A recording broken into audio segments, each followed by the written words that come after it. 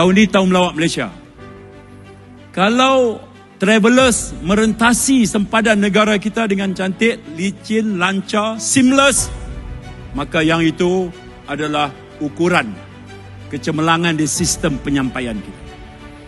Tapi kalau berlaku kesesakan yang luar biasa akibat daripada kegagalan apa juga sistem penyampaian kita, yang itu tak bagus untuk kita. Contoh, ya, ni Datuk Sohaili tak apa nak dengar, tak apa berkenan lah tajuk ni. Dia kata syarah lah tajuk lain, AADK ke, penjara ke, tu saya sebut juga, ya, tapi dah hang jaga KPN buat lagu mana, ya, mana dulu Datuk Z pening kepala lah, Datuk dia boleh tumpang sikit kat Datuk Sohaili. Tapi saya salute Datuk Sohaili, baru setahun nilai rampasan AKPS sudah 82.1 juta. Ni kira salute lah, tu baru setahun. Tu staff pun tak apa kemas apa lagi tu. Tapi jangan cengih sangat lah dengan staff.